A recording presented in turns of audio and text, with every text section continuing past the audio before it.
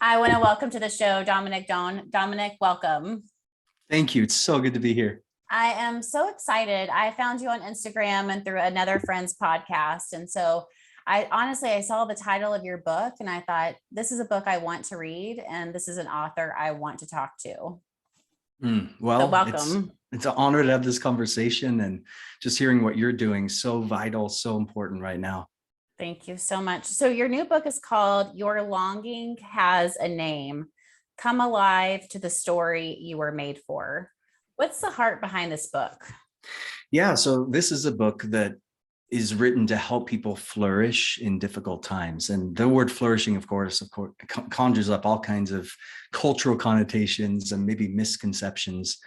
But I wanted to see, what does the Bible say about flourishing, and what does it mean for our souls? Because I think we're living in a moment right now where our souls, to quote the New York Times, are languishing.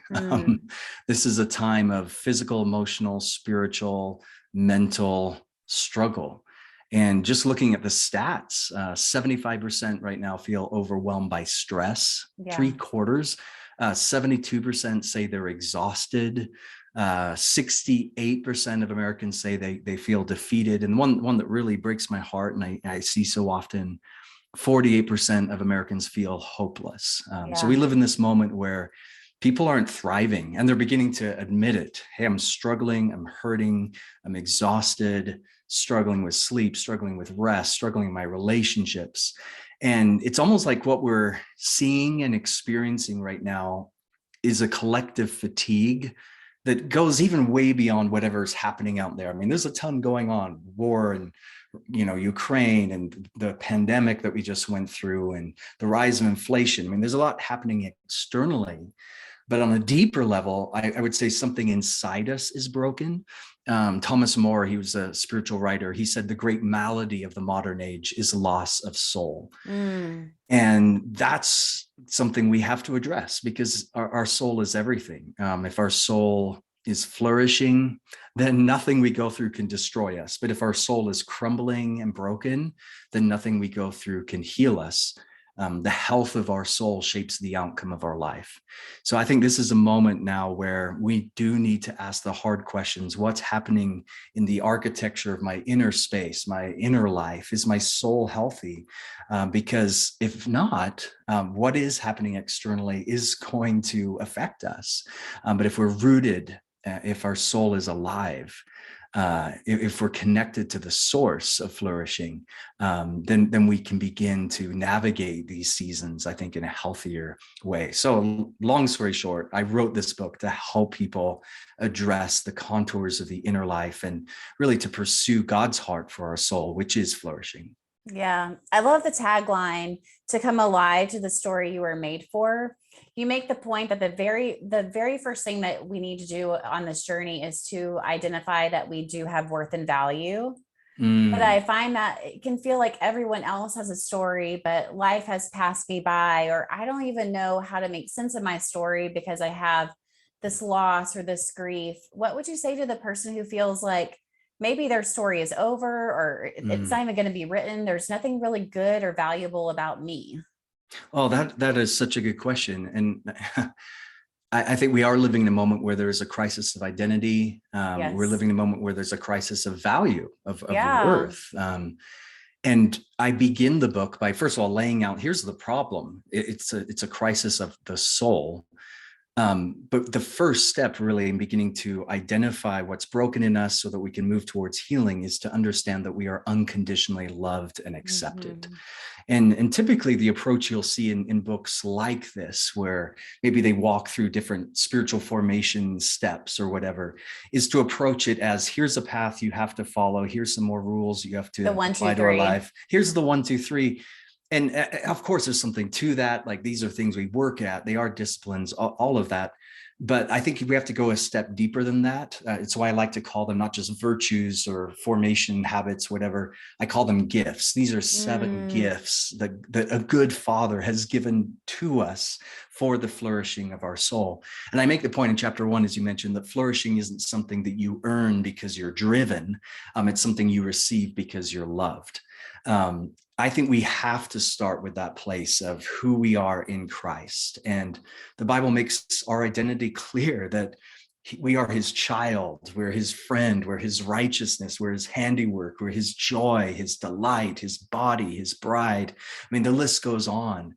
And in a world that continually lies about our identity, or at the very least loves to remind us of what we're not, we're not rich enough, smart enough, good looking enough, famous enough, whatever.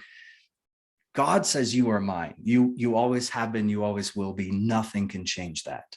That we're not defined by the mistakes we've made, but by the grace of God. So we have to begin, if we want our soul to flourish, if we want our soul to come alive to the story we were made for, man, we have to begin in that place of acceptance. Accept that you are accepted, because flourishing is really the outworking of our identity, our acceptance in Christ. It sounds so simple, but so challenging, especially when we don't feel it. Oh, absolutely. Or we're told otherwise. Yeah, and we're told otherwise from so many different sources, and sad to say, even sometimes within the church. But flourishing isn't some far off, distant place that we have to strive to obtain. I mean, that's religion, right? It's who God saw us even before we were made, right? So I can make this point in chapter 1, that it's recognizing who God says we already are, which to me is a mind-blowing thing. Yeah, definitely. You go to Psalm 139, you go to Ephesians 1 and Ephesians 2, and you see this is who God says you are. This is who God said you are, even before you were created, before you were born. And so it's coming to the place of, okay, I am, no matter what my story looks like, no matter the mistakes I've made, no matter how my soul may feel broken, no matter the lies that culture is whispering to me, my Creator loves me. My Creator accepts me. My Father has a story for my life, a plan and a purpose for my life. We have to begin in that place of purpose, because Dostoevsky, he talks about purpose in so many of his works, that is the true longing of the human heart, to know the place we are accepted. And we live out of that place. But without having the place of acceptance, we have no place to live out of. And hence our lives are rootless. We struggle to flourish because we don't have a bedrock. We don't have a foundation. That's so good. Can you say that again? Because I was just like letting it soak in, but it didn't all the way get in. Talk to us about that place of acceptance and how that really is the bedrock of creation and all the good. Yeah, I mean, I think we could put it this way: like, flourishing is about being on earth what God says is true about you in heaven, right? Who God said you were before you were even made. Psalm 139, again, a beautiful psalm to linger on. Ephesians says that we are seated with Christ in the heavenly realms. To me, that's one of the most mind-blowing, beautiful, soul-expanding verses, concepts, that God says we are already seated with him. Romans 8, we are justified. We are glorified. Not some far off distant place, but if you do this, just accept you're accepted now, right? Breathe, right? Just accept God's grace in this moment. And when we understand that grace isn't just forgiveness from our past, it's a way to live now. From the place of acceptance, from the place of belonging, that our soul finds its identity, and then can actually have the context, the room to breathe and to flourish again. I love that so much. Much of the work that I do, the very first step is acceptance. Yeah. And it's accepting maybe what doesn't feel acceptable. So maybe our stories aren't what they want it to be, but accepting that something good can still come from it. One of the statements that you made in the book, I'll be honest with you, I took like 13 pages of notes, so I don't even know where it is. But basically it says something to the effect of, life it's not going to pass you by. There's no regret. There's no mistake that will ever keep you from your story. And I think that's really hard to accept, because in my mind's eye, if only I would have done this, or if only I would have, took that opportunity, then I would be able to have more purpose, or then I would be able to be more of the person that God has created me to be.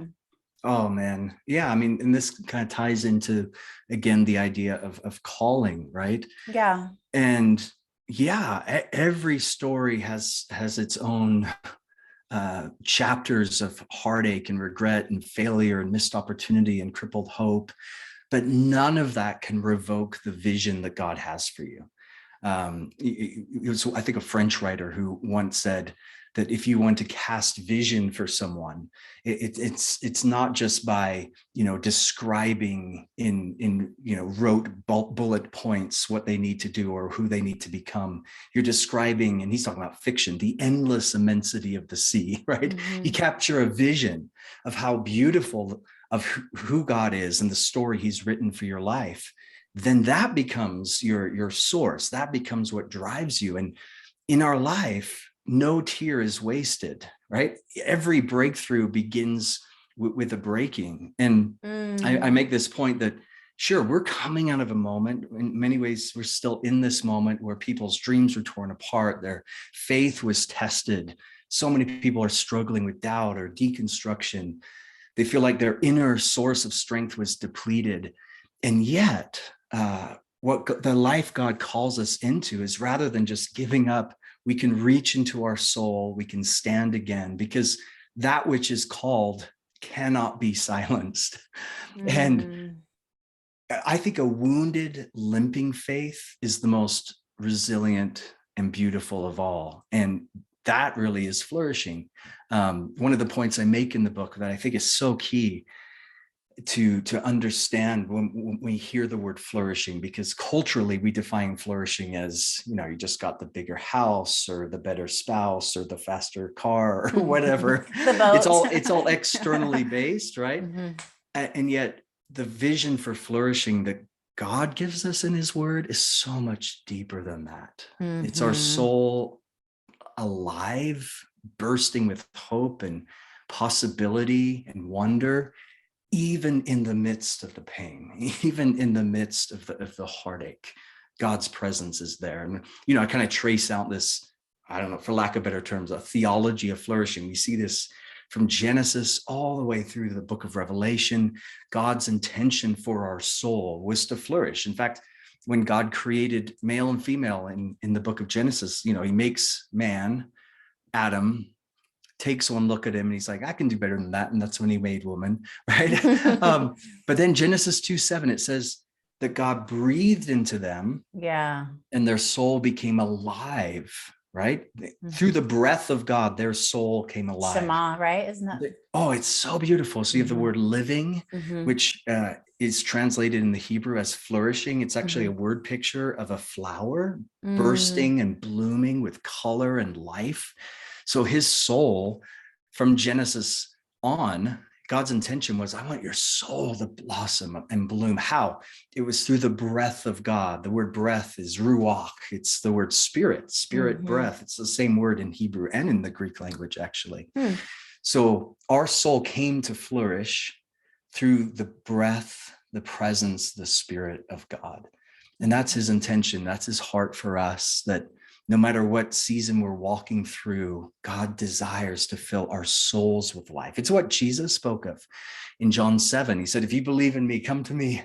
Out of your innermost being will gush forth torrents of living water. Again, this isn't like televangelist false promises, right?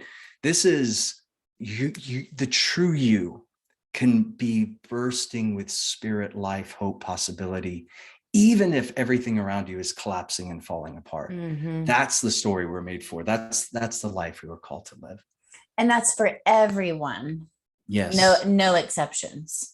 No, I mean, yeah, that's God's intent for all of humanity. It's the invitation that Jesus gave. He said, come to me when you're weary and burdened, and you'll find rest for your soul, right? The true you, the deepest you. And this is an invitation for any lost, lonely, prodigal, wounded, struggling, hurting, everyone has this opportunity.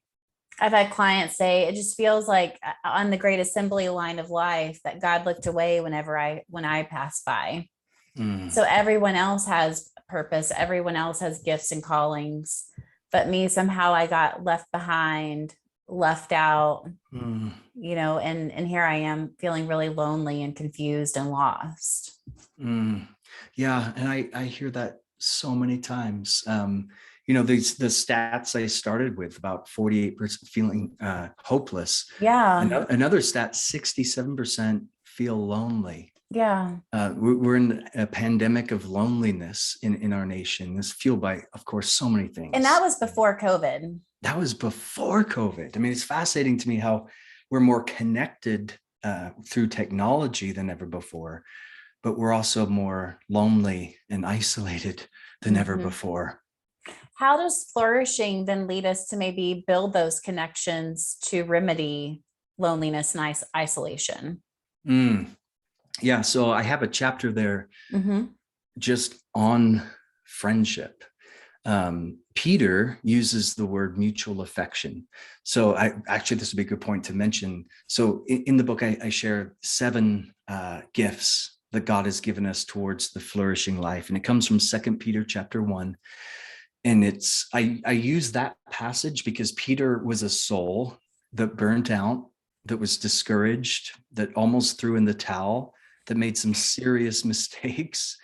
And yet through the grace of God, his soul began to flourish again, even in the midst of hard times. I mean, he wrote 2 Peter 1 while he was languishing in prison, right? It's not a good situation. And yet his soul was alive. And in 2 Peter chapter 1, he invites us, he says, add these things to your faith, these 7 beautiful gifts. He says, if you are participating in these things, your soul's going to flourish. He actually uses this word image of a tree that if we're not doing these things or participating in these things, our soul, like a tree, can wither and struggle and suffocate and die. But the converse is true. This is actually language from Genesis, Revelation, Psalms, where our soul can come alive like a tree. And one of the gifts that God has given us is the gift, he calls it mutual affection, which is just our term for friendship, the gift of one another, community, having those who don't just tolerate us or like us or want to use us to get ahead, but people in our life actually really know the struggles of our soul, the longings of our soul, who can share their heart, God's heart, who can provide vision and context and opportunity and grace when we fall down. That makes all the difference, right? Ecclesiastes says 2's better than 1. If one falls, the other one can help him get back up. We need the gift of one another. So what are these 7 gifts? Yes. Well, again, so 2 Peter chapter 1, where he says, add to your faith. And he starts with, to me, it's so interesting. He says, add to your faith goodness, which when I first started to read this, I was like, that's a really, really broad term. What does that even mean? What does that mean? Yeah. And then he says knowledge and self-control and perseverance, godliness, mutual affection, and love. And the rest are fairly self-explanatory. I take a chapter for each of these gifts, but goodness, I was like, okay, how would he define this? And actually comes from a fascinating Greek word, arete. And arete was used in the ancient world, in the Greco-Roman world, to define a successful life. Your life was considered arete if you were born into the right family and you had the right amount of capital and you owned the right houses. And if you were a philosopher, especially if Aristotle and Plato kind of had this view of philosophy. Right, education. Education representing the highest strata of culture.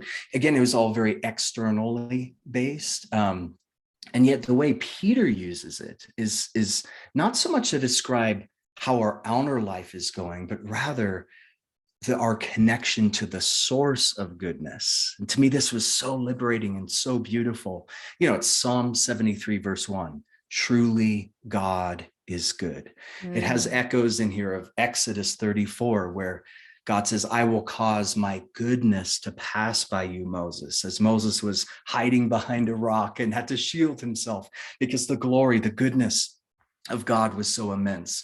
So in the Jewish mind, goodness really was connected to the source of goodness, which is God. What Peter's saying, long story short, and I share this in the chapter, Peter is encouraging us, hey, the first step towards the flourishing life is intimacy and closeness with God. It has this idea, this connotation again of breathing, right? We're intimate with God. We're close to God. If you're close enough to feel someone's breath on your face, that's pretty intimate. That's Like close. you're either married or about to be, right? Here's a fascinating thing. In Psalm 23, I just gave a talk on this a couple of days ago. In Psalm 23, David says, he restores my soul. Mm-hmm. That's what we want right now. That's what we're longing. Lord, restore my soul, heal my soul. My soul's hurting. The word soul is this word nephesh in Hebrew, and nephesh is connected to this other word, naphash. Naphash means to breathe deeply. So what he's actually saying there, and the rabbis taught this for thousands of years, David is saying, he will return my breath to me. He restores my soul means he returns my breath to me. That's what we long for, you know. In 2020, my wife, Elyssa, she suffered a lung collapse. Actually, 2021, it was a year ago. It's all a blur right now. And she was in the hospital for a couple of weeks, and it was scary. She had to have several different surgeries. And finally, they resorted to this one surgery where they go in, they scrape up the inside of your chest and kind of stick the lung that had collapsed to the wall of your chest with the hope that it would heal and never collapse again. And very, very painful. And she comes out of that surgery literally gasping for air. Just every breath brought tears to her eyes. And the doctor gave her this little box that had a tube attached to it. And he said, you need to breathe into this box, this medical device thing.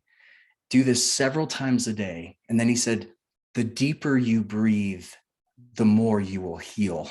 And so she had to do this really painful, but she'd breathe into this box, and she'd do this several minutes, several times a day. The deeper you breathe, the more you will heal. And this is the invitation to the goodness of God. When God invites us to spend time with him, be still and know that I'm God, right? Jesus, come to me when you're weary. The deeper we breathe, the more our soul heals. The more we're in the presence of the Lord, seeking first the kingdom, putting him first in our life, being in the presence of his word, inviting his spirit into our life. Man, that's how our soul comes alive. He is the source, right? Therefore, if I'm gasping for air, if I'm in a season where, man, I'm struggling, the first thing God invites me to do is, hey, come back to me. That's what he did with Peter. I share that in that chapter. And that's what he invites us to as well. What does that look like to find rest? I mean, it's no surprise that we live in a very distracted, scattered, overstimulated, overscheduled world. And so what does that look like for the single mom or the busy executive that doesn't have a lot of time? And that says, like, how do I do that whenever I can barely, get it together for my meetings or whatever? Yeah. For me, well, one of the chapters there deals with knowledge. Peter says, add to your faith knowledge. And what he means by that, it's kind of a two-sided thing. It's knowledge of God through his word, but also knowledge of ourself. Augustine, he spoke of this. He said, Lord, let me know you as I know myself. And what he means by that is the closer we step into the presence of God, it's like when you step into the light, he's going to reveal things about your life that maybe need to change, or things that I need to consider or think through or process. And for me, this is an area that I'm constantly fighting against and struggle with, as I think most of us do. And that is the distractions that we have, and building healthy boundaries in our life so that we can get time to breathe again. I mean, you just look at the amount of time we spend on our phone. It's crazy. All these articles coming out on this, these studies, we pick up our phones on average 63 times a day. we kind of tap on it and swipe on it over 2,600 times a day. There's no limit to the knowledge that we have access to, but the knowledge that God calls us to is a deeper kind of knowing. And so for me, it means stepping back and saying, okay, how can I reorient my life in such a way that I have margin to breathe? Yeah. I'm not talking about becoming a monk and you have to lock yourself away. That would be nice for those of us who are introverts. I'm talking about just simple rhythms in our life. Maybe it's the first 10 minutes of our day. Start there. Or maybe it's just a walk around the neighborhood with the dog when the kids finally get to bed, and just time to reflect or pause or consider, or sitting down with a good cup of coffee, in between Zoom meetings or whatever. But having those daily rhythms, give us this day our daily bread, Jesus said, built into our life. And also for me, what's been helpful is not just the daily rhythms. Okay, I'm going to set aside this time on a consistent basis. And of course, every day can change sometimes and things come up and there can be emergencies and struggles. But I'm going to try my best to have this time to nourish my soul with daily bread, but also times in our weekly schedule. This is why I think Sabbath can be so important. Having a day a week where we deconnect, we put on the airplane mode, set our phones aside for a while, even rhythms in our months or year, saying, okay, here's some time where my soul can heal. Every time in my life personally where I've been close to burnout or just discouraged, or the inner life is gasping for always it's connected to a lack of setting aside those times just to be still and know that he is God, to refresh and restore our soul. And again, it looks different for everyone. Like for some people, their soul is going to be refreshed just by taking an hour to be still and silent. For other people, their soul is going to be refreshed by, picking up a good book and just letting God speak that way, or time with friends. But as we begin to know ourselves, as we draw closer to God, I think he's going to reveal to us those things that are uniquely suited for our own soul's health. Definitely. I'm thinking about the person who's like, oh my gosh, I could never do that. Right. It's like for the yearly, monthly practices. And so I'm going to share something that I've done personally that I feel like any of us can do, because almost all of us are on social media. So one thing I have done, is to look at my Instagram time and then cut that in half. And then use that other half that I could have been on Instagram to do X, Y, and Z soul care, because it's time that it can feel like scrolling is going to kind of calm and soothe, but we know study after study that it does not. Yeah. And so taking that time to breathe, even just closing your eyes and just stopping, walking, like you're saying, walking the dog. But for me, that's how I have found time, is just through looking at my phone and how much time am I spending on things that don't really serve me. And then reallocating those funds, if you will, to care for my soul. Oh, and that's so good. And I've been in a season of burnout as well. And so I found that as I do those little steps, then it helps me to do those bigger steps. Because when you said to be silent for an hour, I literally inwardly panicked, oh my God, that sounds terrible. But I think the more we do those little things, then it gives us space then to do those bigger things. Oh, that is so important. And like you mentioned, studies are coming out about this, and how you mentioned that phrase, they don't serve us. And it's actually very, very true at a neurological level. So I think of the cognitive psychologist, Daniel Levitin, and he talks about the capacity, the processing capacity of our conscious mind. And he says it's about 120 bits per second. So that's how much our brain can take and absorb or be interacting with at once. But here's the fascinating thing. One conversation alone takes up about half of that. So this is what you read about, that thing called Zoom fatigue, where people see all these different faces and it's just actually too much for our brains to process. And that's why all the swiping and the clicking and the scrolling, and it's too much. Our Mhm. brains weren't intended to absorb all of these things. It's like we're being Googled, and not in a healthy way. It's reducing our ability to concentrate, to focus, to think in a more linear fashion. And it's affecting our relationships, affecting our sleep, on and on it goes. So when God invites us to a life of stillness, when he invites us to presence, to be with him, this isn't because he's trying to make our life awkward or difficult, although, as you mentioned, it can be awkward or difficult just to take time and be still. He's inviting us to a life of flourishing, because we were made for Eden, right? We were made for a garden.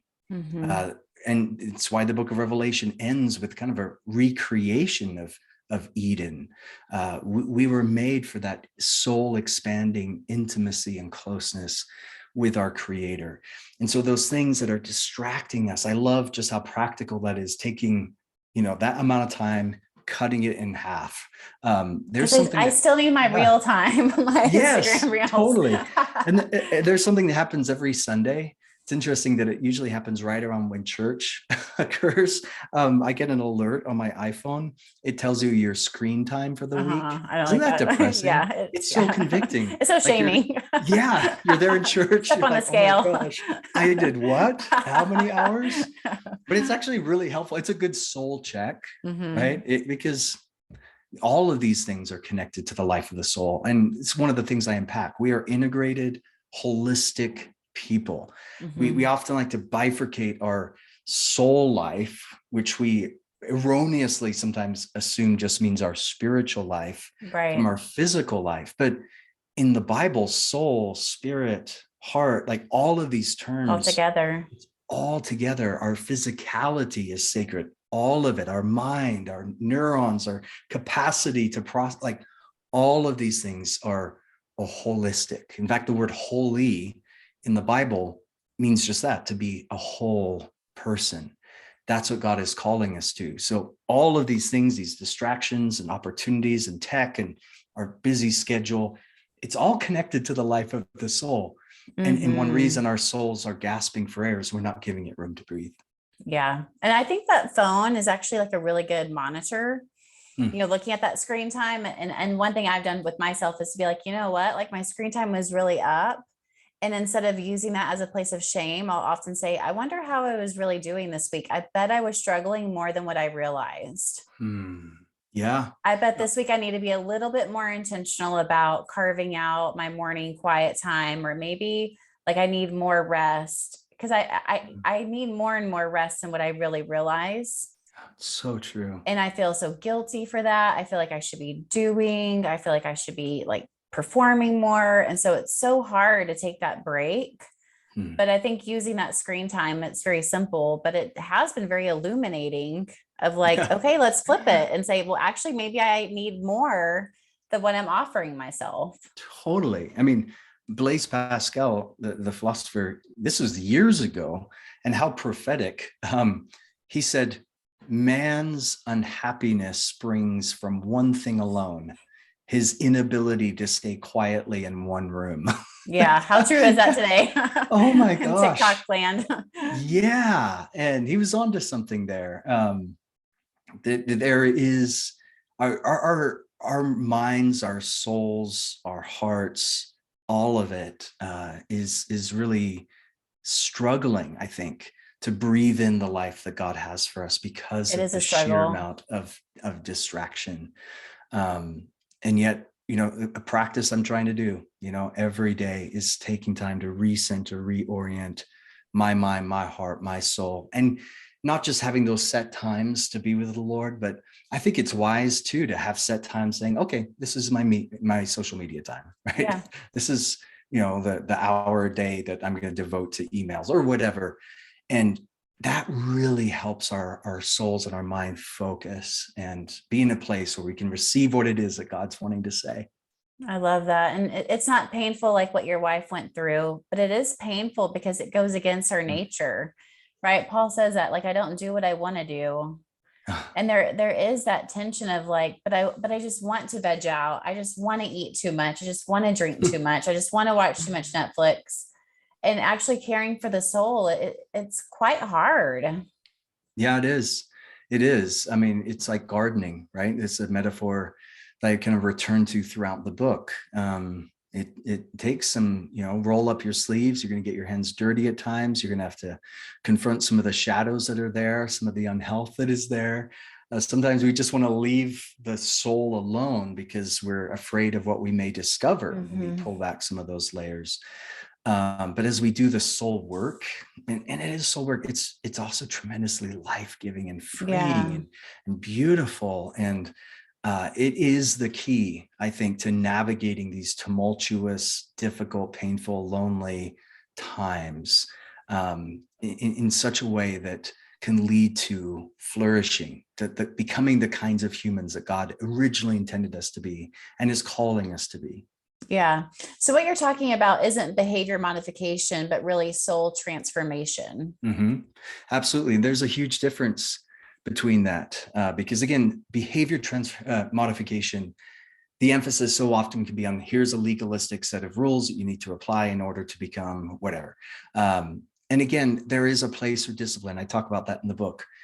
I'm not pushing back on that, but I'm saying what God truly desires is a transformation of our soul that comes from a place of acceptance and belonging, knowing our identity. And then that shapes our longings as we move forward in the future. So it's not so much how can I, be quote unquote the successful, flourishing person from a cultural metric, but rather how can I step into the person that God already says that I am? And the soul transformation is a gift. Soul transformation is something that's done through the power of the Spirit. To me, this whole metaphor of gardening, I've been thinking a lot about it the last few weeks, how on Easter Sunday, when Mary saw Jesus, she thought he was a gardener.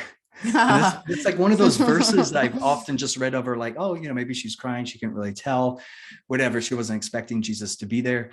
That's actually a profound, beautiful theological truth. One of the most common metaphors in Scripture of God is that he is a gardener. And he calls us to partner with him in tending to our souls, in cultivating the deep places of our life. She saw on that resurrected day a gardener because that's who he is. And he created a garden at the beginning of all things. Someday we return to a garden. And in the meantime, it's that deep heart work, that soul transformation that he's wanting to do. I love that so much. So I know there's no 1, 2, 3. But if there was to be a springboard to this process, what would you say is the starting point to hold on to be intentional about? Yeah, well, again, it's why I started from the place of acceptance and then moving to the first gift that Peter calls us to add to our faith, because everything flows out of a place that the freedom for our soul, its capacity to flourish, even to expand the boundaries that maybe have been constricted through culture or lack of time or our own struggles, that begins in a place of acceptance. It begins in a place of intimacy with God. Kierkegaard, he was a fascinating thinker, the philosopher, and he used the word freedom many, many times. And he points out in one of his books that this word freedom has its original root, fry, which means to propose. So you think of that moment when you meet someone who you fall in love and they then propose to you. And it's this covenant. It's this beautiful relationship that's formed in that moment. It's an exclusive relationship. And from the outside, that kind of relationship may look like restriction. Oh, you're bound to that person. Or, you think of that old joke like, oh, the wedding ring is the world's smallest handcuff. From the outside, love can look like you're restricted. But from the inside, love is freedom, right? It's boundless. Oh. Yeah, perfect. So this is why we begin from a place of acceptance, because it's the love of Christ, Paul said, that motivates me. It's connected to this word constrain too in the New Testament, constrain, motivation, freedom. When we accept and receive the grace of God, then our souls, the contours of our souls, the boundaries of our soul can expand. And then we're in a place where we can receive these other gifts that he offers to us. Oh, so good. Is there anything that we didn't hit that you want to leave us with? Well, one of the things I've been kind of processing with, and I kind of leave it as a cliffhanger in the book, is just the connection between these 7 gifts, which I also call a liturgy for the soul. But in some ways, it's an eschatology for the soul. The word eschatology, kind of theological term, it just means like the end, right? The renewal of all things, who we become in eternity. And I've been thinking through how the way that we cultivate our soul now, the impact that it has in heaven, in eternity. That's good. Jesus, he spoke so often about gifts and talents and treasures and investing in eternal things. There's nothing better that we can invest in than the health of our soul. Now, some would push back on that and say, well, isn't that kind of selfish just to focus on the health of your soul? Well, here's the beautiful thing, is that when our souls are healthy, we can then invest in the flourishing of others. Again, this is so countercultural, because culture would say the flourishing life is the individual who's doing well. But in scripture, the flourishing life is the one, it's the cup that overflows, Psalm 23, for the healing of all things, the renewal of all things, for the flourishing of our neighbor, for the flourishing of our coworker, pouring ourselves out to the lives of our kids, helping others in the process of their healing too. The eternal impact of that, to me, it's something C.S. Lewis touched on in his book, The Great Divorce. And I think there's a lot there that we can process. Okay, if we're setting our soul on a trajectory now into eternity, then it means even the small steps, the small conversations, the small decisions, the small habits, either good or bad, that we foster and develop, it has an eternal impact. That's inspiring. So I love that perspective, because it can feel selfish and small. Yeah, it's true. But as we give our life and follow our life around the person of Jesus, who showed us what the flourishing soul looks like, what you see with Jesus, who is the example. No one loved, no one served, no one helped, no one healed others more than him. The flourishing soul is the overflowing cup, and it's invested radically, generously into the lives and hearts of others. This has been so good. Thank you so much. And where can we find the book, and where can we find you? Yeah, so our website is pursuingfaith.org. Speaking of social media, on social media at Dominic Done. The book, it's wherever books are sold, Amazon, Barnes & Noble, whatever. Thank you so much. You're welcome.